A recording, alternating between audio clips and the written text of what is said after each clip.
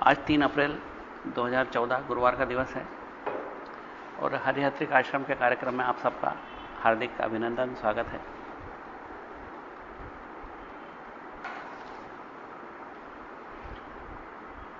कभी कभी हमको लगता है कि हमारा ज्ञान पूर्ण है, हम सब समझते हैं, सब जानते हैं,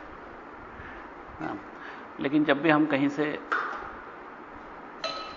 ज्ञान की जिज्ञासा हो और नया ज्ञान प्राप्त करने की कोशिश करते हैं तो निश्चित रूप से हमको कुछ न कुछ नयापन और लोगों के विचारों से निश्चित जानने को मिलता है।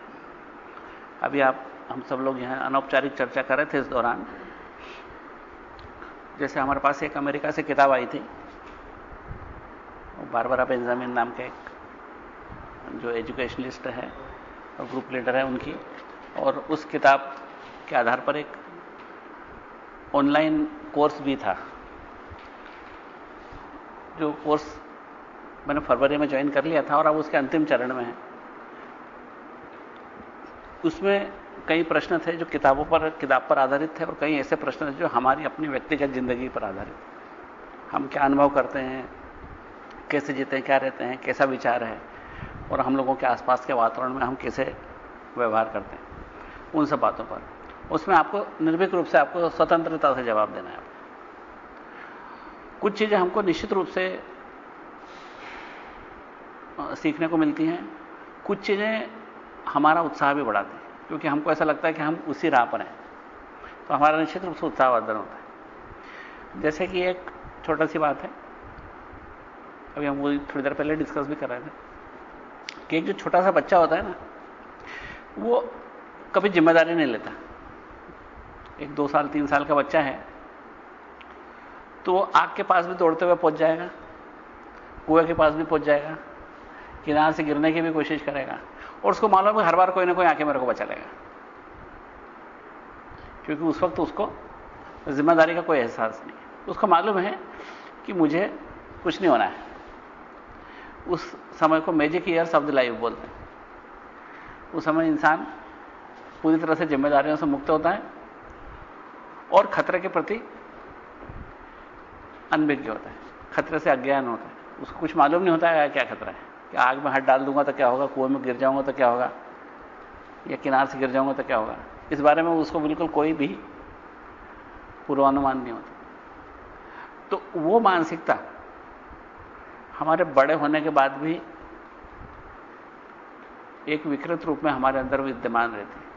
अगर हम अपनी कमियां जानते हैं तो उनसे मुक्त होने की निश्चित रूप से कोशिश कर सकते हैं। तो कमियों को इंगित करना और फिर उसका क्या इलाज है, इसको भी समझना चाहिए। कमियों को इंगित इस तरह से करते हैं कि जब हम उस मैजिक ईयर्स की मेमोरीज को अपनी वर्तमान एडल्ट लाइफ में जगह देते हैं, तो हमारी कैसी बातें होती हैं।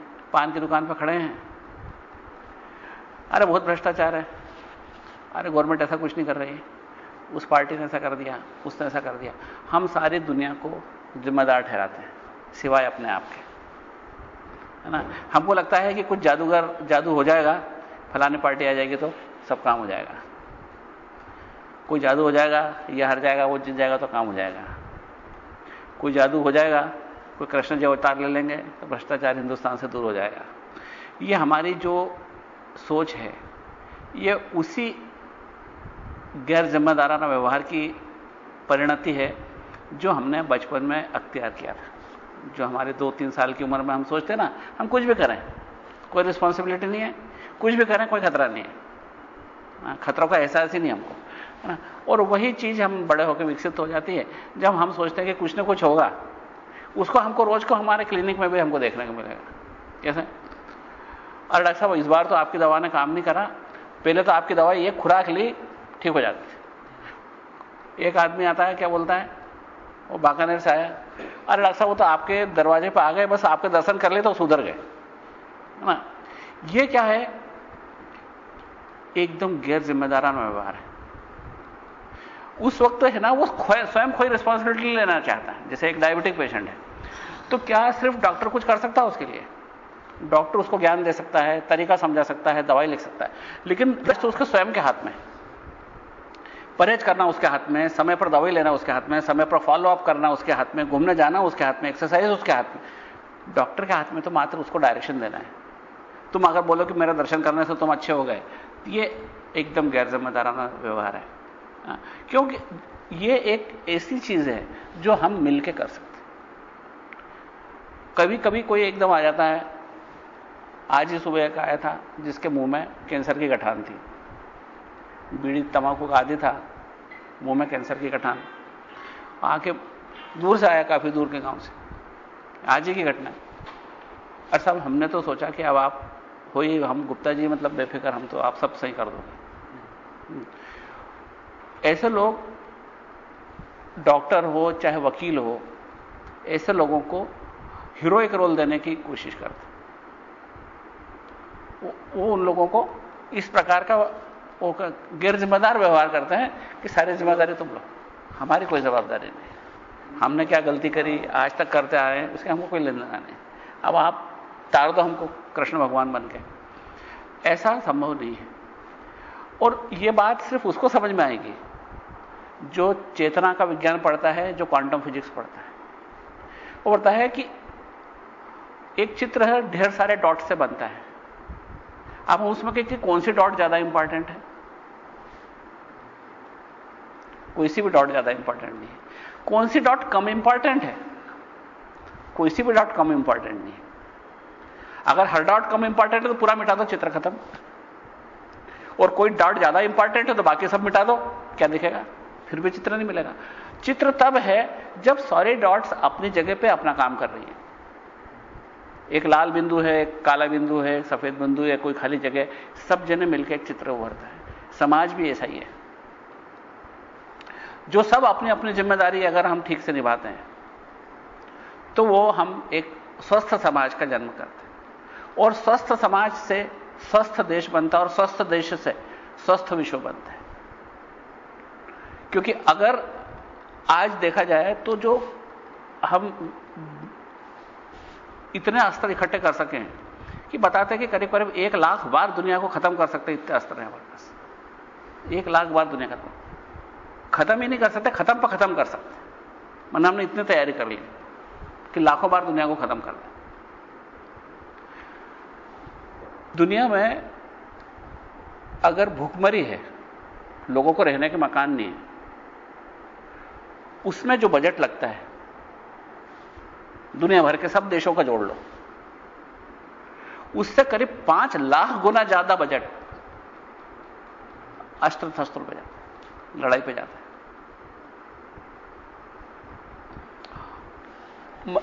किस चीज का परिणाम है? सिर्फ इस चीज का परिणाम है कि हम अपने आप को नहीं सुधार रहे। इसके लिए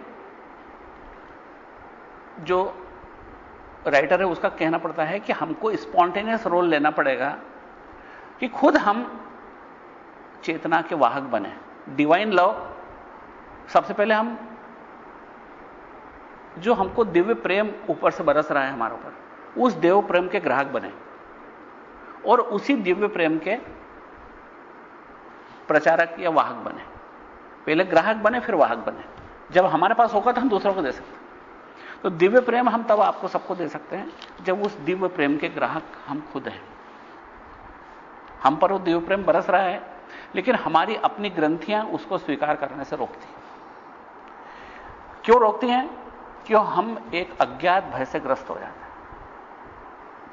क्योंकि तब हम पर एक जिम्मेदारी आ जाती है और हम एक अवचेतन मन से जिम्मेदारियों से मुक्त होना चाहते हैं। हमारा अवचेतन मन कोई जिम्मेदारी नहीं लेना चाहता। हम सब कुछ हो जाए, हिंदुस्तान से भ्रष्टाचार मिट जाए, मैं मेरे बेडरूम में खाली अखबार में पढ़ लूं कि हिंदुस्तान में भ्रष्टाचार मिट गया, मैं खाली बेडरूम से बाहर नहीं आना चाहता, बस यहीं पढ़ लूं कि हिंदुस्तान से भ्रष्टाचार दूर हो गया। यहीं बैठे बैठे मैं टीवी पे देख लूं कि हाँ सब कुछ शांति है, यहीं पे बैठे बैठे देख लूं कि वहां पे कर्फ्यू लगा था, मिट गया।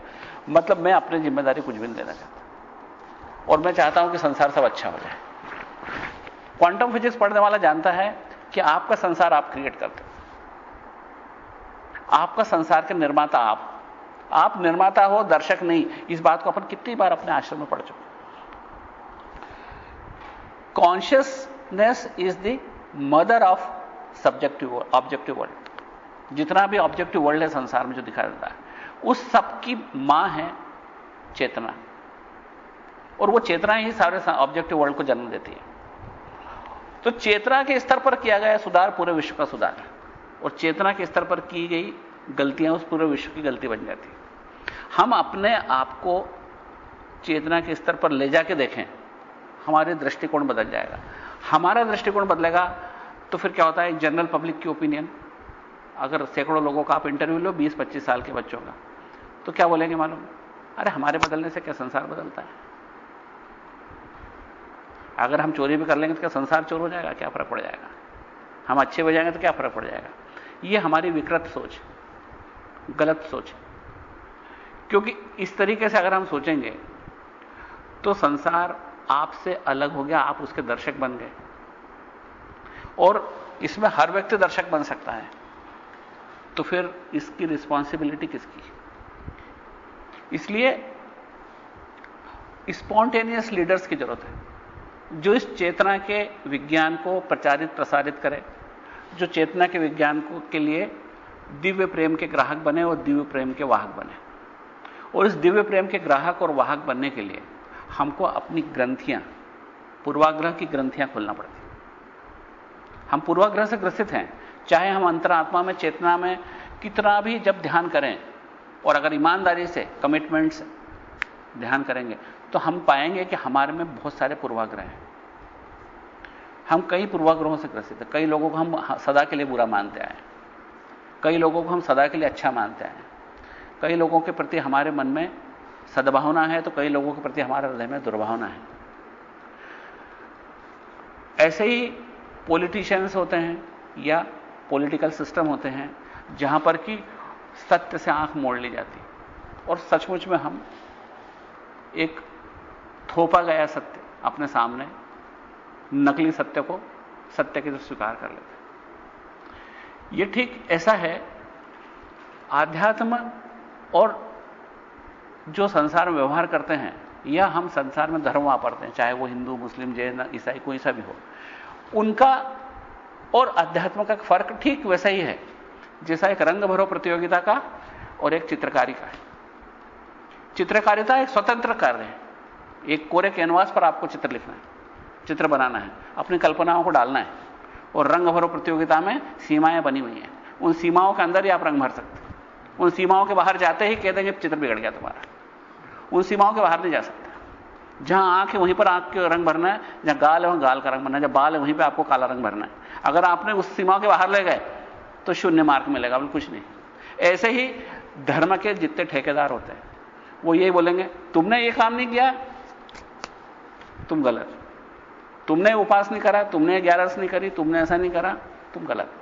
क्योंकि जैसे ही वो रंग उसके बाहर जाता है, उस सीमा के बाहर जाता है, तुम्हारा चित्र तिरस्कृत हो जाता है, तुम्हारा चित्र रिजेक्ट हो जाता है। और चित्रकला ऐसी है जहां पूर्ण स्वतंत्रता है, जहां चेतना की स्वतंत्रता है, जहां पर वो चित्र भरता है, चित्र बनाता है और उस चित्र को अपनी तय रंग देता है। वो क्रिएटिविटी है, वो विज्ञान है, वो आध्यात्म है, वो प्रेम है, वो दिव्य प्रेम है। चित्र दिव्य प्रेम है और रंग भरो प्रतियोगिता एक कुंठा है, जिस कुंठा के बाहर आए बगैर हम प्रेमी नहीं बन सकते। हम वकील बन सकते हैं, डॉक्टर बन सकते हैं, इंजीनियर बन सकते हैं। और हमारी सक्सेस की क्या परिभाषा, भगवान की कृपा की क्या परिभाषा जानते हो? हम जो गलती कर रहे हैं उन पर इंगित कर रहे हैं अपन आज बात, कि हम जो गलती करते हैं उनको हम जानेंगे तभी तो उन गलतियों को सुधार सकते हैं, तभी तो उन गलतियों को हमारे बच्चों से होने से रोक सकते हैं। अगर हमारे बच्चा अच्छा पैकेज मिल गया, दिव्य कृपा है। अगर हमारे बच्चे को बहुत बढ़िया सर्विस लग गई, दिव्य कृपा। बहुत अच्छी बहू मिल गई, सुंदर बहू मिल गई, बड़े घर की बहू आ गई, दिव्य कृपा है। हमारी लड़की बहुत बड़े घर में चली गई, भगवान की दिव्य कृपा है। हम भगवान की दिव्य कृपा को इतने निचले स्तर पर ले आते हैं, इतने निचले स्तर पर ले आते हैं जहां पर कि कृपा करने वालों को भी शर्म आ जाती होगी कि कैसी कृपा कर दी। हमने अपने भगवान से भी सौदेबाजी करने में पीछे नहीं हटे। हम उसको भी हीरोइक रोल देते हैं कि भगवान गणेश जी तू है, बस हम सब बेफिक्र हैं। तो कि गणपति बप्पा तू है इसलिए हम बेफिक्र हैं, बहुत बड़ी समस्या आ गई कि तू ही हल करना, क्योंकि हम जिम्मेदारी नहीं लेना चाहते। वो बचपन की 2 साल वाली भावना आज भी नहीं गई हमारे तो, हम कोई जिम्मेदारी नहीं ले, तू कर जो कहीं करना है, क्योंकि हमारे हाथ में तो कहीं नहीं है। ये हमारी जिंदगी की सबसे बड़ी खसलत है, गलती है। और इस गलती को हम जिस दिन समझेंगे उस दिन हम जिम्मेदार इंसान बन सकते हैं। और जैसे ही हम जिम्मेदार इंसान बन सकते हैं, आज हम इस आश्रम में अगर 20 जिम्मेदार इंसान बन गए तो आप जानते हो क्या होगा? आने वाले 50 साल में ये 20 लोग 20 लाख लोगों को बदल सकते हैं। क्योंकि इन 20 लोगों में से हर एक अगर 5-5 लोगों को बदलता है तो आप जानते हो क्या होता है? वो अकबर बिरबल का किस्सा है, मालूम है ना, कि वो चोकर के ऊपर 1 दाना रखो, एक पे 2 रखो, अगले पे 4 रखो, अगले पे 8 रखो, मेरे को बस इतना ही दे दो। तो वो बोलता है कि तू तो 10-20 बोरी ले ले वाला। नहीं नहीं नहीं, आप तो वो जो चोरस है ना शतरंज की, उस पर पहले खाने पे 1 दाना रखो गेहूं का, मेरे को उतने दाने चाहिए बस। दूसरे पे 2 रखो, तीसरे पे 4 रखो, अगले पे 8 रखो, उस पे 16 रखो। तो बोले क्या बेवकूफ है, मुश्किल से शेर 2 शेर नहीं आएगा इसको। लेकिन जब वो रखने गए तो मालूम पड़ा सारा देश का खजाना खाली हो गया, लेकिन उसके 64 खानों में वो गेहूं नहीं भर सके, है ना। इसको बोलते हैं लॉगरिथमिकल प्रोपोर्शन, एक्सपोनेंशियल प्रोपोर्शन। इस एक्सपोनेंशियल प्रोपोर्शन में जब गति धीमी होती है और धीमे के वजह बढ़ना शुरू होती है तो बढ़ने की गति बढ़ती चली जाती है, और इस तरीके से बढ़ती है कि वो आसमान छू जाती है। तो आप कभी कभी ऐसा महसूस भी होता है कि हम 20 लोग क्या कर लेंगे, ऐसा भी महसूस होता है। यहां पर ठीक है, मनोरंजन हो जाता है आधे घंटे 1 घंटे का, बाकी कुछ होना जाना थोड़ी ना क्या।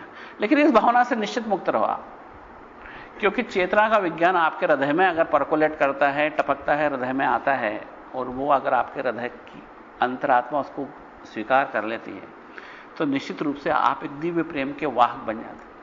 उस दिव्य प्रेम के वाहक तब बनते हैं जब हमारी नजर खुलती है, जब हम बनते हैं कि हम एक डॉट हैं लेकिन सबसे इंपॉर्टेंट बिंदु है, और इनेविटेबल है ना, हमारे बगैर काम नहीं चल सकता। साथ ही साथ और सारे डॉट्स भी उतने ही इंपॉर्टेंट और इनेविटेबल है। क्यों? कि अगर तुम ही इंपॉर्टेंट और इनेविटेबल हो तो बाकी सब मिटा दो, तुम अकेले डॉट बन जाओगे, कौन सा चित्र दिखाई देगा, कौन सा समझ, कुछ। और अगर तुम बिल्कुल इंपॉर्टेंट नहीं हो तो भी तुमको मिटा दिया जाए, और हर कोई इंपॉर्टेंट नहीं तो सबको मिटा दिया जाए।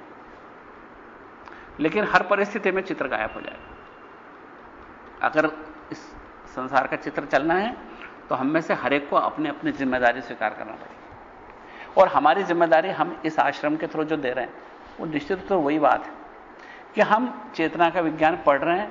बहुत ही छोटा सा ग्रुप है हमारा, एक छोटा सा परिवार है, एक मुट्ठी भर लोग हैं हम, 15-20 लोग हैं जो कभी आते हैं, कोई नहीं आ पाते, अपनी अपनी समस्याएं होती हैं, वो संसार, घर, परिवार सब संभालना होता है। उन सबके बीच भी हम आते हैं, ये एक बहुत बड़ी घटना है।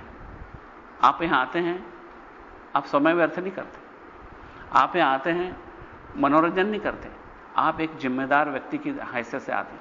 आप यहां आते हैं एक जिम्मेदारी महसूस करते हो कि समाज के प्रति हमारी एक जिम्मेदारी है, स्वयं के प्रति जिम्मेदारी है, परिवार के प्रति है, मोहल्ले के प्रति है, गांव के प्रति है, प्रदेश के प्रति है, देश के प्रति और इस विश्व के प्रति है। ये जिम्मेदारियों का दायरा बढ़ाते होता है। ये ना तो मैं तुमको कोई भाषण दे रहा हूं, ना कोई पॉलिटिकल बात बता रहा हूं, लेकिन यह आत्मा का विज्ञान ऐसा ही है, अद्वैत का विज्ञान ऐसा ही है, इसी को अद्वैत बोलते हैं। अद्वैत खाली एक थ्योरी नहीं है, अद्वैत जीवन की कला है। जब तक हम इस कला को नहीं समझेंगे, अद्वैत को खाली कागजों तक सीमित समझेंगे, खाली इस किताब के अंदर लिखी है अद्वैत क्या है परिभाषा, बस, बाकी कुछ में नहीं, बाकी तो वैसे ही जीना है जैसे जीते आए हैं, तो फिर हमारा यहां आना निरर्थक हो जाएगा। सार्थकता हमारी तब है जब हम दिन पर दिन अपने चेतना को समझें, उस दिव्य प्रेम को समझें, उस दिव्य प्रेम को ग्रहण करें और उस दिव्य प्रेम के वाहक बन जाएं, आत्मसात करें। और इसका यह मतलब नहीं है दिव्य प्रेम करने का मतलब कि हम किसी को सजा नहीं दे सकें, किसी की गलती नहीं सुधार सकें। अगर एक दिव्य प्रेमी जज बन जाता है तो किसी को अगर फांसी की सजा भी दे सकता है। फांसी की सजा देते वक्त तो उसके हृदय में आनंद नहीं होगा, क्षोभ होगा, लेकिन उस क्रिमिनल के प्रति दिव्य प्रेम जरूर होगा। दिव्य प्रेम करना आपके सांसारिक जिम्मेदारी को निभाने में कहीं भी बाधक नहीं है। दिव्य प्रेम इस संसार की जिम्मेदारी को बेहतर तरीके से निभाने की जिम्मेदारी क्षमता देता है। साथ ही साथ वो आपको कर्म फल से मुक्त रखता है। जिसे हमने पिछली बार बात करी थी, कार्य में दिव्यता होना कार्ममल से मुक्ति है। कार्ममल हमारा तब है जब कार्य में दिव्यता की कमी है, जब हम कहते हैं कि हम ऐसा कर रहे हैं, जब सीमित ज्ञान में, जीव भाव में, लिमिटेड नॉलेज में, विथ विटिएटेड नॉलेज जब हम कोई कार्य करते हैं, वो हमको कार्ममल में डाल देता है। कार्ममल की क्या परिभाषा है? जो कर्म हम जीव भाव से करते हैं। जीव भाव का मतलब होता है सीमित चेतना की स्थिति।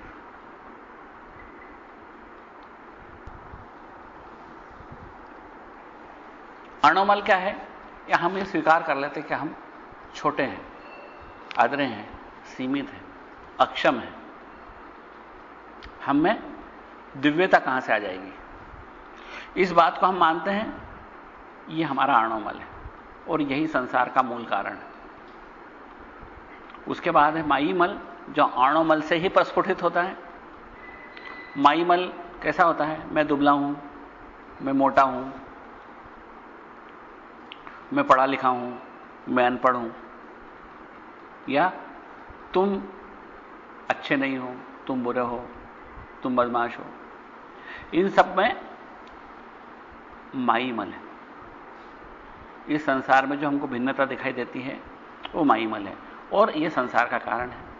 तीसरा कार्ममल, जो हम करते हैं उसमें अगर हमारा जीव भाव है, सीमित चेतना की स्थिति में हम जो कार्य करते हैं, वो हमारा कार्ममल बन जाता है। वो कर्मफल का कारण बन जाता है। वो कारण बन जाता है हमारे अगले जन्मों का, क्योंकि हमारे कर्मफल के लिए हमको और जन्म लेना पड़ सकता है। कुछ फल हमको इसी जीवन में मिल सकते हैं, कुछ फलों के लिए हमको और जन्म लेना पड़ सकता है। और जन्म के अलावा और अन्य योनियों में जन्म लेना पड़ सकता है। कुछ कर्म ऐसा होता है जो इंसान होकर हम नहीं भुगत सकते, तो हमको कहीं और अन्य जन्म लेने की जरूरत पड़ सकती है।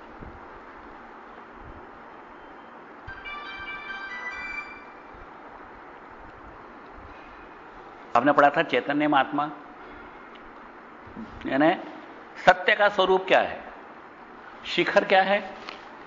वो चैतन्य स्वरूप है। आत्मा का मतलब उसका रियलिटी, चैतन्यम यानी वो जो सबको अस्तित्व में लाता है वो। तो चैतन्यम आत्मा, आत्मा यानी उसका मूल स्वरूप।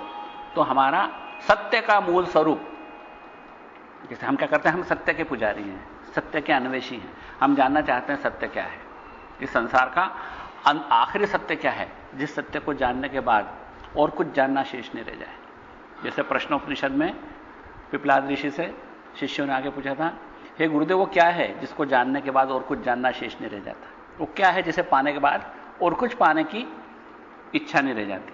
वो कहां है हम जहां जाएं उसके बाद में और कहीं जाना शेष नहीं रह जाता? कौन सी यात्रा है जिस यात्रा को करने के बाद और कोई यात्रा शेष? यानी उन्होंने क्या प्रश्न पूछा था, व्हाट इज अल्टीमेट? सर्वोत्तम क्या है, शिखर क्या है? चाहे वो यात्रा का हो, ज्ञान का हो, प्राप्ति का हो। परमार्थ क्या है, परम अर्थ क्या है, सबसे बड़ा धन क्या है? अर्थ है ना, धन है। परम है ना सबसे ऊंचा, सबसे बड़ा, सबसे प्यारा, सबसे ज्यादा पाने लायक। तो परमार्थ क्या है? और तब पिपलाद ऋषि ने उनको 1 साल तक बोला, गायों की सेवा करो, मेरी गायें चराओ रोज। वो सब लोग राजवंश से थे। उन बच्चों ने 1 साल तक मात्र गायें चराई और बोले मौन व्रत रखो, गायें चराओ। सुबह से गायें चरा के आओ, शाम को आओ, भोजन पाओ यहाँ आश्रम में। और उसके बाद में 1 बरस बाद मुझसे फिर से प्रश्न पूछ। उस समस्त अहंकार को शांत, हम यहां पर जैसे 24 मिनट शांत बैठते हैं, क्यों बैठते हैं? हम इसलिए बैठते हैं कि उस समय हम चेतना का अनुभव करने की कोशिश करें। ये कोशिश करें कि हम कौन हैं, हमारा वास्तविक स्वरूप क्या है। हम निर्विचार होने की कोशिश करें और जो विचार आते हैं उनको हम दर्शक की तरह देखें। धीमे धीमे वो विचार, क्योंकि उनको कोई महत्ता नहीं दी जाएगी, अपने आप धीरे धीरे विसर्जित होते चले जाएंगे। तो उस परिस्थिति को लाने के लिए ये हम प्रतीक स्वरूप यहां करते हैं। सचमुच में आपको अपने अपने घर पे करना चाहिए। आधे घंटे का समय निकालना असंभव नहीं है। आधे घंटे का समय सुबह, शाम, आधी रात को, दोपहर को, किसी भी समय जब संभव हो हमको शांत चित्त बैठने का प्रयास करने, उस समय अपना आत्मचिंतन करें। अभी हम एक सूत्र पढ़ने जा रहे हैं, उद्यमो भैरव। वो यही बताता है आत्मस्वरूप का चिंतन जब हम करते हैं तो आत्मस्वरूप की आग एकाएक ऊपर उठ के आपको सत्य का ज्ञान करा देती है। हमारा सत्य का स्वरूप क्या है? वो चैतन्य की तरह है। मतलब सत्य कैसा है? क्योंकि हम जब किसी यात्रा को चालू करते हैं, अगर यहां से कहीं कहीं हमारे को रामेश्वरम जाना है तो सबसे पहले हम देखते हैं कि भैया रामेश्वरम कहां है, वो कैसा है, हम उसको कैसे पहचानेंगे, वहां तक कैसे जाएंगे, कौन कौन से रूट्स अवेलेबल हैं, कौन सी ट्रेन वहां तक जाती है, क्या करना पड़ेगा, वहां खाने को क्या मिलेगा, वहां ठहरने की क्या व्यवस्था है। हम उस यात्रा का विवरण पहले प्राप्त करते हैं। ऐसे हम शिखर की यात्रा करने जा रहे हैं तो इस शांभवोपाय में उस शिखर की यात्रा का विवरण हमारे सामने है। सबसे पहले तो वो पहले बोलते हैं चैतन्य महात्मा, वो बताते हैं कि हम जिस शिखर की यात्रा कर रहे हैं वो शिखर कैसा है। जिस सत्य की यात्रा करने जा रहे हैं वो सत्य कैसा है, वो अंतिम सत्य कैसा है। तो उस सत्य की जब हम बात करते हैं तो वो सत्य कैसा है? वो चैतन्य है जो सबको चेतना देता है। वो यानी चेतना का स्रोत है। जैसे संसार में अगर जल का एक ही स्रोत हो तो जल कहां से आया तो बोलेंगे वहीं से आया, और कहां से आ सकता है, एक दूसरी जगह ही नहीं कोई आने की। छोटा बच्चा कहता कहां से आया तो बोलेंगे मटके में से आया। इमीडिएट सोर्स तो उसको मालूम है मटके में से आता है, और तो हमको मालूम नहीं मटके में कहां से आता है।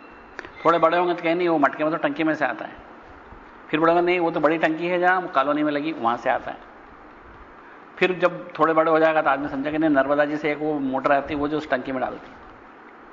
फिर जब और थोड़ा विकसित हो जाएंगे तो कहते नहीं नर्मदा जी तो वहां से आती है, अमरकंटक से निकली है, वहां से आ रही है। तो हमको मूल स्रोत की तरफ, हम जैसे जैसे हमारा दिमाग विकसित होता चला था हम मूल की तरफ बढ़ते चले जाते हैं कि मूल हमारा कहां है। तो हम परिपक्व दिमाग से सोचते हैं कि समस्त जो विश्व आया है इसका कहीं जो सोर्स है या जो कोई उसका एसेंस है या जो उसका अंतिम सत्य है वो क्या है, जिस में हम यूनिटी देख सकें। इस विश्व में जो भिन्नता है उसमें एक तो यूनिटी है। क्वांटम फिजिक्स में बोलता है कि उसमें एक यूनिटी है, एक यूनिटी है। विश्व एक विश्व जीव है। ये जीव कहां से आया? पूरा ब्रह्मांड एक जीव की तरह है। जीव कहां से आया?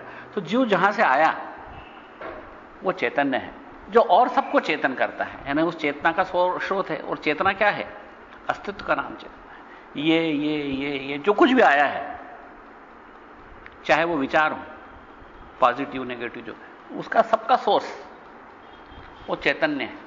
और उस चैतन्य की वजह से ये संसार अस्तित्व में है। और वही आत्मा है, मीन्स अल्टीमेट ट्रूथ है, द फाइनल रियलिटी है। वो है जिसको जानने के बाद और कुछ जानना शेष नहीं रह जाता। उस चैतन्य को जानने के बाद में और कुछ प्रश्न मन में नहीं आता। उसको पाने के बाद में और कुछ पाने की लालसा शेष नहीं रह जाती।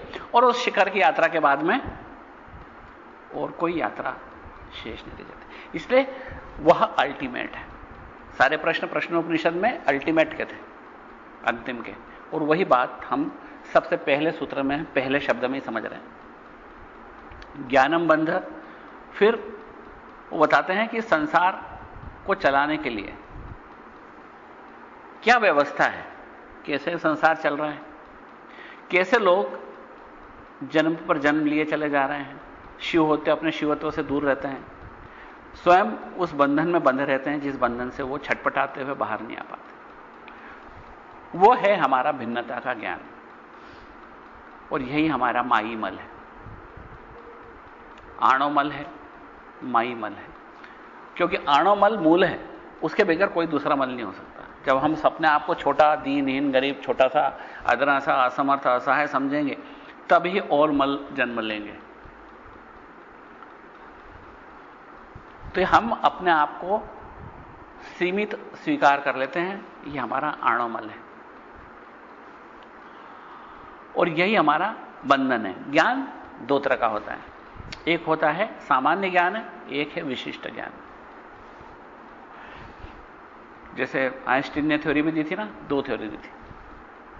पहले दी थी उसने स्पेशल थ्योरी ऑफ रिलेटिविटी, फिर बाद में कुछ वर्षों बाद उन्होंने the general theory of relativity. Special theory of relativity कुछ परिस्थितियों पर लागू होती थी और जनरल थ्योरी ऑफ रिलेटिविटी पूरे ब्रह्मांड पर लागू।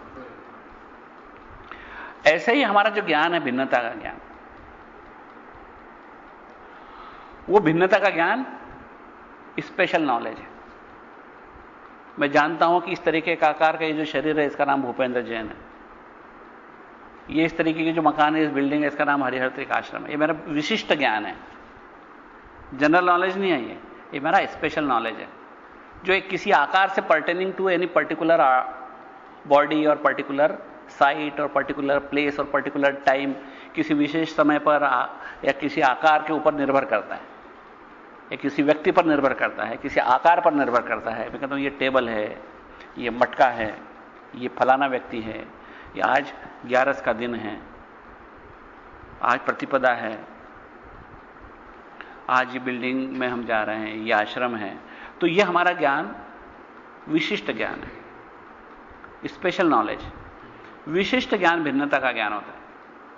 विशिष्ट ज्ञान आपको संसार की दिशा में ले जाता है।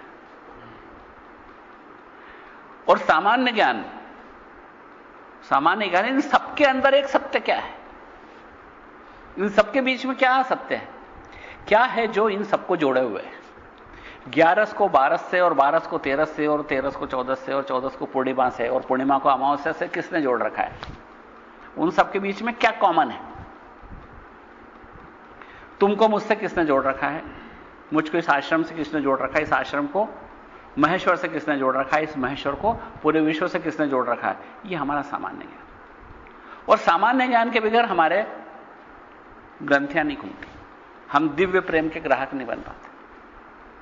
हम यहां पर आए हैं इसलिए बनने कि हम दिव्य प्रेम के दिव्य ग्राहक बन जाएं।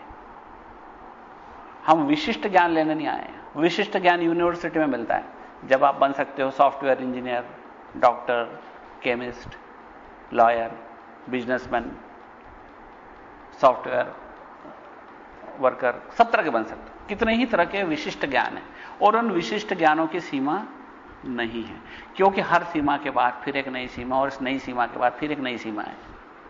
ये परिधियों वाला ज्ञान है। आप कहो मैं बहुत अच्छा डॉक्टर हूं, लेकिन आपसे बेहतर डॉक्टर है। कोई कहे मैं सबसे बेहतर डॉक्टर हूं, तो भी उसमें कुछ कमियां निकाल के हम बता सकते आप इससे बेहतर बन सकते। ये गलतियां, इसलिए उस बेहतरी का कहीं अंत नहीं है। विशिष्ट ज्ञान का कोई परफेक्शन नहीं है, विशिष्ट ज्ञान की कोई अंतिम सीमा नहीं है, क्योंकि हर सीमा के बाद एक और सीमा और हर एक और सीमा के बाद एक और सीमा चली जाती है। और यही दौड़ रेट रेस है, चूहा दौड़ है, जिसमें कहीं कोई अल्टीमेट नहीं होता और इसमें कहीं अर्थ ही अर्थ है पर परमार्थ नहीं है। आपको मिलेगा और विशिष्ट ज्ञान करने से अधिक इज्जत मिलेगी, अधिक लोग आपसे जुड़ जाएंगे, अधिक लोग आपके हाथ पैर जुड़ेंगे, अधिक पैसा मिल जाएगा, अधिक शोहरत मिल जाएगी, अधिक डिग्रियां मिल जाएगी, अधिक लोग आपको बुलाएंगे घर पे। लेकिन फिर भी आप विशिष्ट ज्ञान के ही वाहक बने रहेंगे, दिव्य प्रेम के ग्राहक नहीं बन पाएंगे। उस दिव्य प्रेम का ग्राहक बनना है तो केंद्र की ओर आना पड़ेगा। विशिष्ट ज्ञान आपको दूर ले जाएगा और सामान्य ज्ञान आपको केंद्र। सामान्य ज्ञान का मतलब यहां पर कॉमन सेंस से नहीं है। सामान्य ज्ञान का मतलब है हम सबके बीच में जो विशिष्ट भिन्नताओं के बीच में एक क्या है जो कॉमन है। आप भूपेंद्र जी जैन हैं, आप नेहरू जी पवार हैं, आप वल्लभ भाई सराफ हैं, लेकिन इन सबके बीच में क्या है, कॉमन क्या है? कोई तो कॉमन थ्रेड है जो इन सब में एक है। और फिर इन वस्तुओं में और उन लोगों में जो हमारे अपने हैं, उन लोगों में जो हमारे अपने नहीं हैं, जो हमारे से विरोधी हैं, जो विदेशी हैं, या जो हमारे प्रतिस्पर्धी हैं, या वो जो हमसे घृणा करते हैं, या वो जिनसे हम घृणा करते हैं। इन सबके बीच में क्या कॉमन है, क्या यूनिटी है? उस यूनिटी के थ्रेड को देखोगे, उसी का नाम है कॉमन नॉलेज।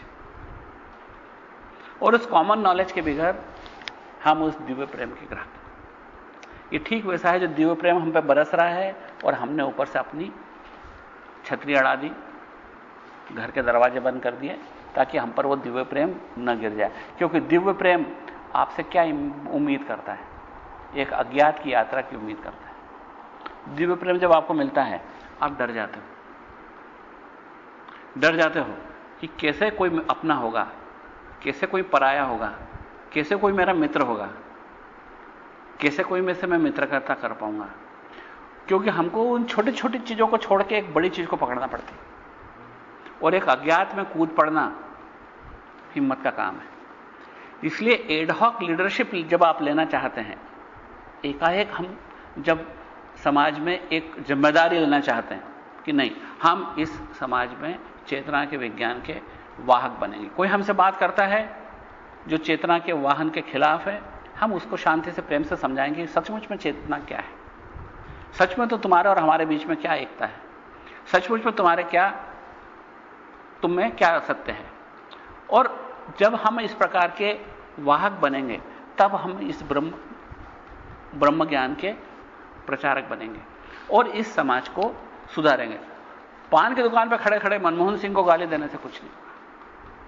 वहां पर हम किसी भी राजनीतिक पार्टी को गाली दे सकते हैं, प्रधानमंत्री को दे सकते हैं, कलेक्टर को दे सकते हैं, किसी ऑफिसर को दे सकते हैं, सिस्टम को कोस सकते हैं, भ्रष्टाचार को कोस सकते हैं, कुछ नहीं होना वाला से। कुछ अगर होना है तो इस दिव्य प्रेम के वाहक बनने से हो सकता है। लोगों को अगर हम आप बात करेंगे, बताएंगे, देखो गुरुदेव तो हमारे यहां तक कहते थे कि जहां पर अगर आपको ईश्वर चर्चा नहीं हो तो उठ के चल दो, कोई जबरदस्ती है कि वहां बैठे रहो।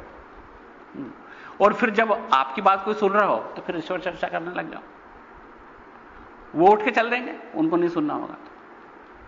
और तुमको जो चीज नहीं सुनना है तो तुम उठ के चल दो, या तो तुम्हारी बात रहेगी या कोई की नहीं, तुम चल दो, करो तुम्हारी बात, हमको रुचि नहीं है। क्यों? भेद नहीं है, घृणा नहीं है, लेकिन हमारा आग्रह है, सत्य आग्रह है हमारा कि हम सत्य की ही बात करें। हम इसी बात से दूर रहें जो बातें भिन्नता फैलाती। कैसे? चार जने बैठ गए, इसकी बुराई करी, उसकी बुराई करी, पड़ोसी की बुराई करी, ढिमके की बुराई करी, फलाने की बुराई करी। कई महिलाएं आपस में बैठ जाती, दोपहर को जैसे ही फ्री हुई कि बस बुराई पुराण शुरू, है ना। कोई सास की बुराई कर रहा है, कोई ननन की बुराई कर रहा है, कोई अपने जवाई की बुराई कर रहा है, उसकी सास की बुराई कर रहा है, कोई लड़की की सास की बुराई कर रहा है, बस और शुरू। और इस तरीके से क्या होगा? कुछ नहीं होने वाला। संसार नहीं बदल जाएगा, न वो लोग बदल जाएंगे जिनकी हम बुराई कर रहे हैं। अगर कुछ बदलना है सिर्फ चेतना का विज्ञान बदल सकता है, अन्यथा कुछ भी नहीं बदल सकता। और ये है ना, विश्व भर के जो बौद्धिक चेतना विज्ञानी है, जो क्वांटम फिजिसिस्ट है, वो सब ये समझते हैं कि कुछ बदलना है तो वो यात्रा अंदर से बाहर बदलने की हो सकती है, बाहर से भीतर नहीं बदला जा सकता। बाहर बदलने के लिए आपको सीमा पकड़नी पड़ेगी, सीमा ही नहीं तो पकड़ोगे कैसे? यहां पर एक निश्चित बिंदु है, इसमें कहा है कि बांधव्य विद्या, उसके बारे में हम बात करेंगे। बिंदु का विज्ञान, बांधव्य विद्या का मतलब होता है बिंदु का विज्ञान। हम बिंदु से शुरू कर सकते, बाहर से भीतर नहीं शुरू कर सकते, क्योंकि बाहर पर हमारा बस नहीं है, पर बिंदु पर बस है।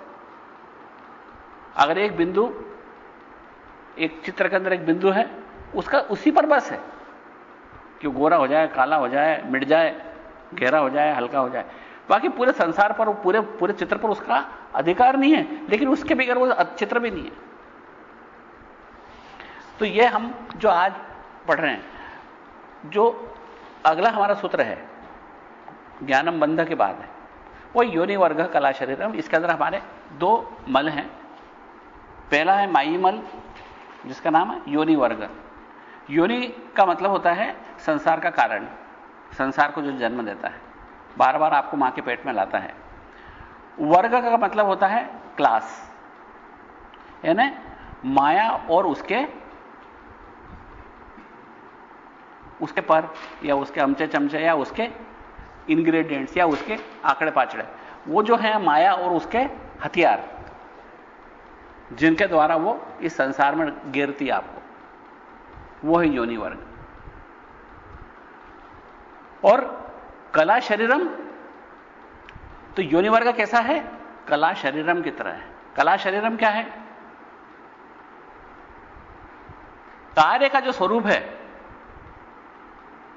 सीमित जीव के कार्य का जो स्वरूप है, वही योनि वर्ग है। यानी इस संसार का जो कारण है, अब इस पूरे सूत्र का अपन एक लाइन में मतलब अगर समझे तो इस संसार का जो कारण है, भिन्नता का ज्ञान रखते हुए हम जो कार्य करते हैं, वो इस संसार का कारण है। या सीमित जीव की भावना से हम जो संसार में कार्य करते हैं, वो हमारा संसार का कारण है। भिन्नता की दृष्टि रखते हुए हम जो कार्य करते हैं, यह आदमी गरीब है, इसको मैं दान दे देता हूं, इसकी आज की तकलीफ तो मिट जाएगी, यह संसार का कारण है। आप कहोगे क्या दान नहीं देना चाहिए? क्या बुराई है क्या इसमें? गरीब की हेल्प कर दी तो क्या बुराई है? गरीब की हेल्प करने में बुराई नहीं है। आपने हेल्प किस तरीके से करी, इसमें बुराई है। अब हेल्प करने के दो तरीके हैं। एक, सीमित जीव की स्थिति में हम जब हेल्प करते हैं तो हमारे मन में क्या होता है कि ये गरीब है, मैं अमीर हूं, मैं इसको कुछ दे सकता हूं, कितना दूंगा? मेरे पास 1 करोड़ है, पर दूंगा मैं 10 रुपए खाली उसको, क्योंकि मैं उसको प्यार थोड़ी करता हूं, मैं तो इन्वेस्टमेंट कर रहा हूं। ध्यान से समझना, प्रेम और इन्वेस्टमेंट में बहुत बड़ा फर्क है। प्रेम में आदमी हारना सीखता है, हारना जानता है। इन्वेस्टमेंट में उसको मिर्ची लग जाएगी अगर वो हार जाएगा तो। अगर वो किसी को गरीब को 10 रुपए दे और वो सामने वाला गाली दे दे तो तुमको कैसा लगेगा? अंदर तक उबल जाओगे।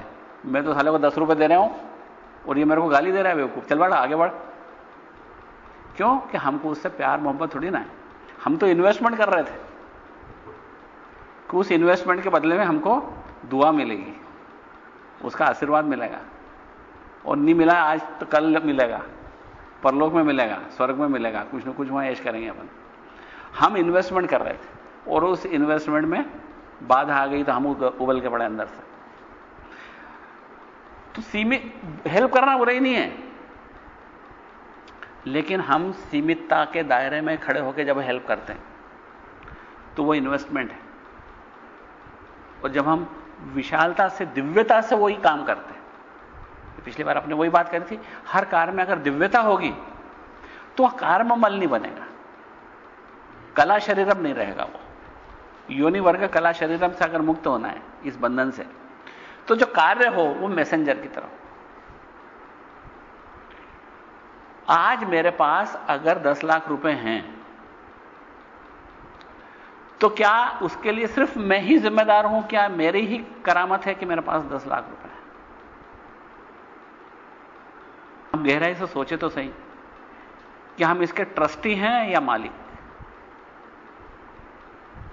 हम इसके मालिक नहीं हैं, क्योंकि मालिक अगर होते तो जब वापस जाता धन तो हमसे पूछ के जाता कि सर मैं जाऊं क्या?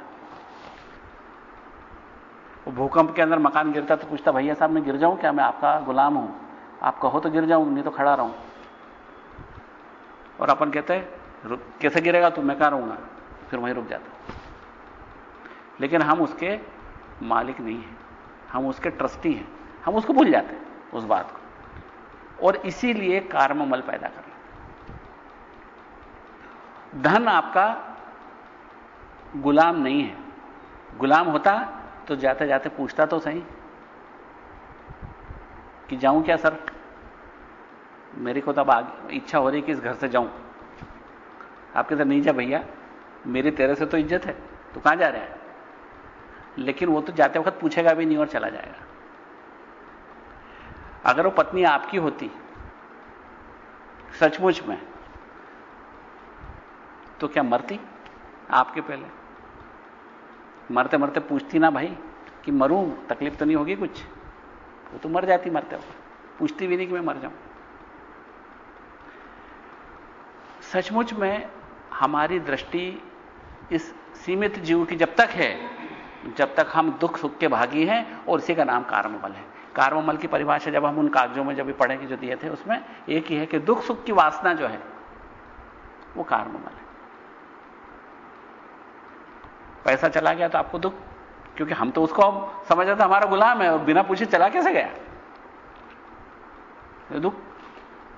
हम पत्नी को तो अपनी प्रॉपर्टी समझते थे, वो मेके से आ ही नहीं रही है तो दुख। बच्चे को हम अपनी प्रॉपर्टी समझते थे, साला ने शादी क्या कर ली, अकेला अब आता ही नहीं, अमेरिका में बस गया तो दुख। क्यों? कि हमने उसको अपनी प्रॉपर्टी समझ लिया, हमने उसको मोहब्बत कब करी थी। इसलिए हमारी सीमित दायरे की जो सोच है उसके बाहर निकले बगैर आनंद है ही नहीं। और आनंद के स्रोत से, ब्लिस जिसको बोलते हैं, आनंद बोलते हैं, वो हमारा मूल स्वभाव है। और उस स्वभाव से जीने के लिए हमको अपनी दृष्टि बदलना पड़ेगी। तो न केवल वो आनंद मिलेगा, बल्कि वो आनंद हमसे कोई छीन भी नहीं सकता। वो आनंद हमारा स्वभाव है, उसको हमसे कैसे छीन लोगे? मेरे से मेरा चश्मा छीन लोगे, कमीज छीन लोगे, 2-4 थप्पड़ मार दोगे, मौका आया तो मेरी हत्या कर दोगे, शरीर छीन लोगे, लेकिन मेरे से मेरा स्वभाव नहीं छीन सकता। और मेरा वास्तविक स्वभाव आनंद का है, उस आनंद को मुझसे कैसे कोई छीन सकता? मेरी शारीरिक स्वतंत्रता आप छीन सकते हो, जेल में डाल सकते हो, मेरी मानसिक स्वतंत्रता छीन सकते हो, मेरा ब्रेन वॉश कर सकते हो आप, लेकिन मेरे जो आनंद का स्वभाव है, उस स्वभाव पर आपका कोई अधिकार नहीं, वहां तक आपकी पहुंच नहीं है, वो 0 डायमेंशन पर है। उस पर हथौड़े नहीं मार सकते आप, माचिस नहीं लगा सकते, पानी नहीं डाल सकते, चाकू नहीं लगा सकते, कुछ भी नहीं लगा सकते, क्योंकि वहां पर किसी की पहुंच नहीं। और जो वहां पहुंचेगा वो उसी का हो जाएगा, क्योंकि आपकी चेतना मेरी चेतना में कोई भेद नहीं है।